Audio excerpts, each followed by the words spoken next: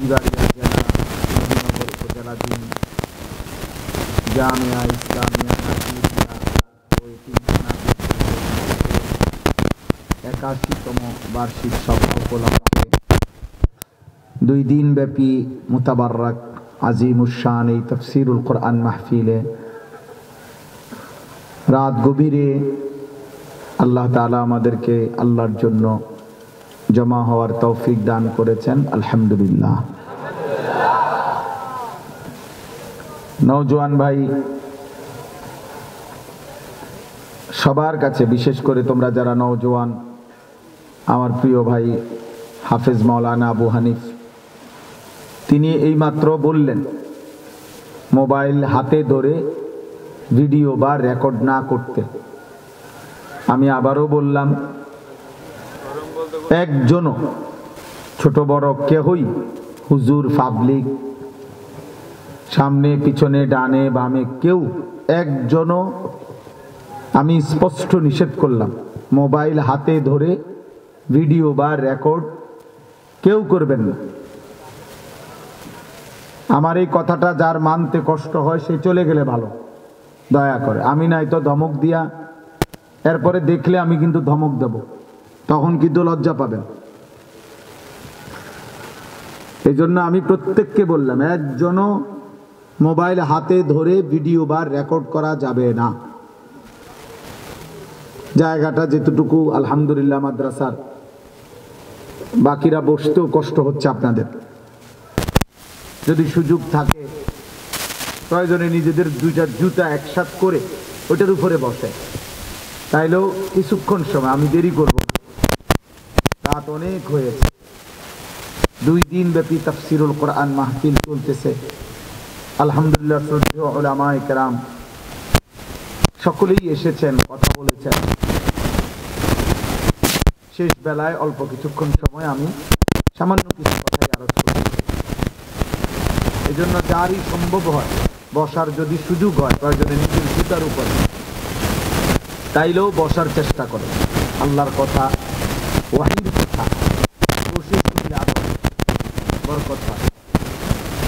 জিবরাইল আলাইহিস সালাম যখন নবী সাল্লাল্লাহু আলাইহি সাল্লামের কাছে মানুষের আকৃতিতে আসতেন, তখন তিনি নবী সাল্লাল্লাহু আলাইহি সাল্লামের সামনে বসতেন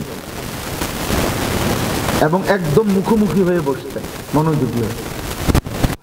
ফাআসনাদা রুকবাতাইহি ইলা রুকবাতাইহি, মানে নবী সাল্লাল্লাহু আলাইহি সাল্লামের একদম হাঁটু বরাবর মুখোমুখি করে বসতেন। ফলে নবীজির হাঁটু জিবরাইলের হাঁটু মুখোমুখি, তাইলে বুকও মুখোমুখি, চোখও মুখোমুখি।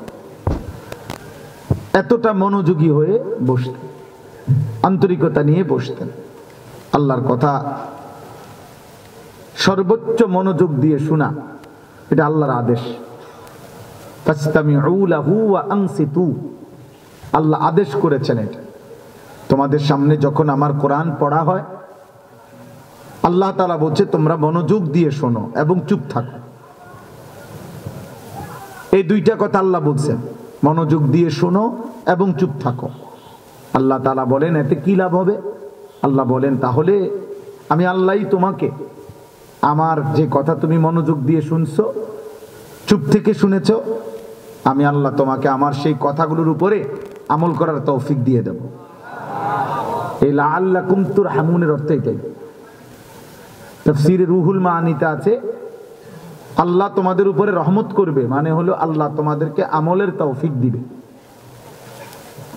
তাইলে দোস্ত, কম বেশি কথা তো আমরা সবাই জানি, কিন্তু সেটা যদি আমলের তৌফিক না হয়, তো এতটুকু জানার দ্বারা কি ফায়দা?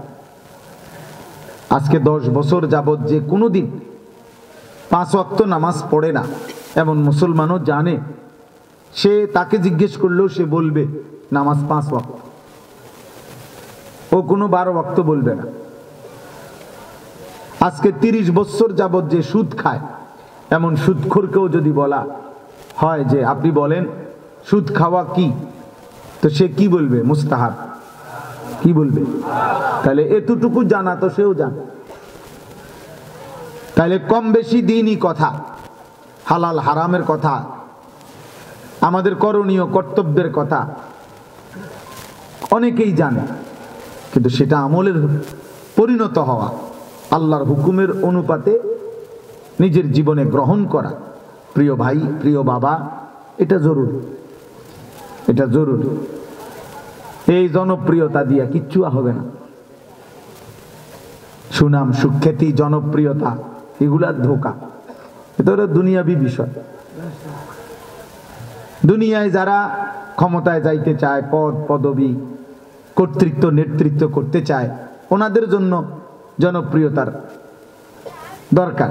ওনারা ভাবে যে জনপ্রিয়তা যত বাড়বে ভোট তত বাড়বে, কিন্তু আখিরাতের বিবেচনায় জনপ্রিয়তার কোনো 2 পয়সার কোনো ভ্যালু নাই।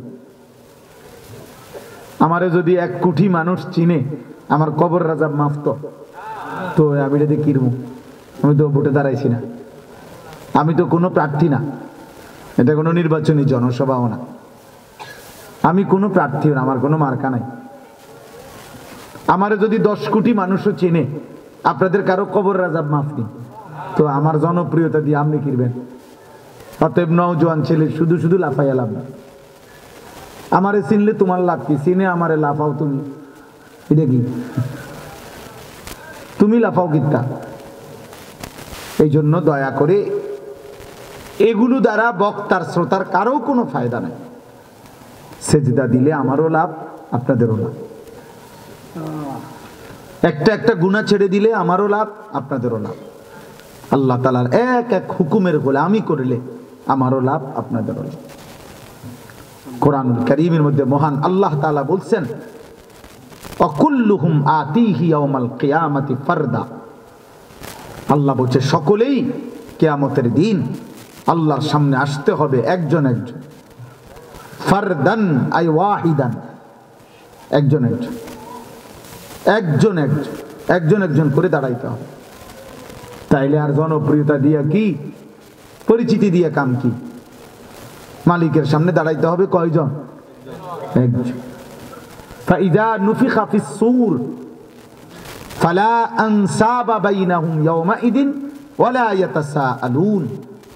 আল্লাহ তাআলা বলেন, ইসরাফিল যখন ফু দিবে, হাসরের মাঠ যখন কায়েম হবে, তো কোটি কোটি মানুষ দাঁড়াবে, কেউ কাউকে বংশের নাসব, বংশের কোনো পরিচয় দিবে না,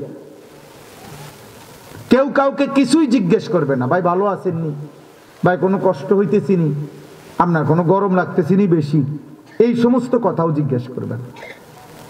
কেউ কাউকে কোনো বংশের পরিচয়ও দিবে না।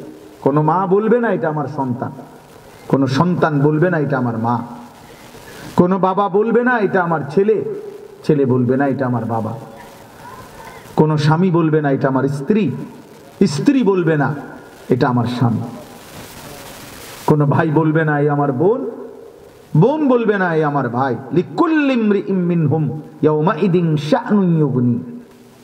আল্লাহ তাআলা বলেন, প্রত্যেকেই সেদিন শুধুই কেবল নিজেকে নিয়ে ব্যস্ত হবে। দোস্ত আমার, বন্ধু আমার, ভাই আমার, নওজোয়ান সাথী আমার, বয়স্ক বাপ আমার, আমি আপনি সবার বোঝা উচিত, সবার বোঝা উচিত, সবার বোঝা উচিত। সুখের রাতও ভোর হয়, দুঃখের রাতও ভোর হয়। দুনিয়া চলেই যায়, পার হয়েই যায়। কারো রাতই বাকি থাকে না, কারো দিনই বাকি থাকে না। সুখেরও সমাপ্তি হয়, দুঃখেরও সমাপ্তি হয়। বাসর রাতও ভোর হয়, ফাঁসির রাতও ভোর হয়।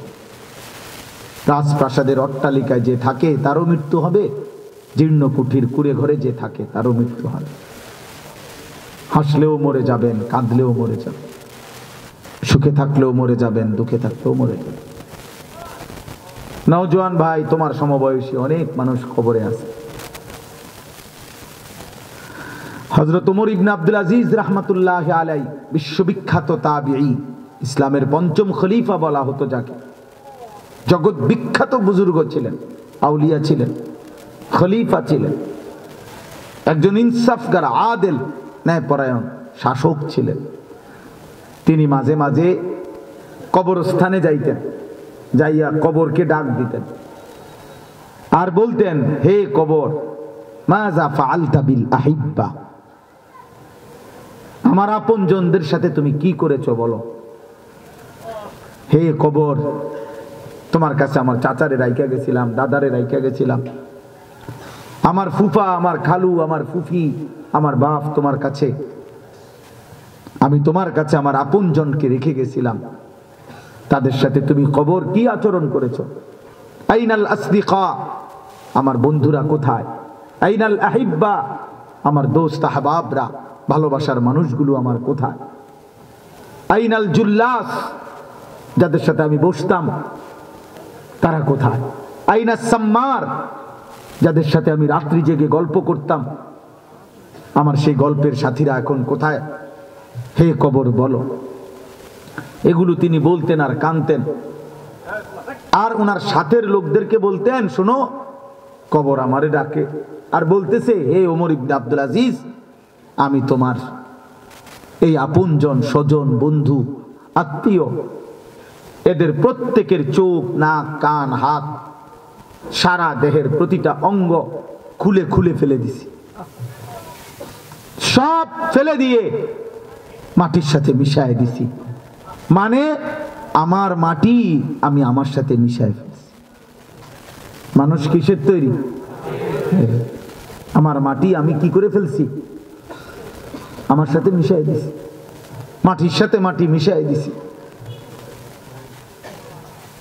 10, অতএব সবাই দয়া করেন, তো আগার বেরা नहीं बनता ना बन अपना तो बन।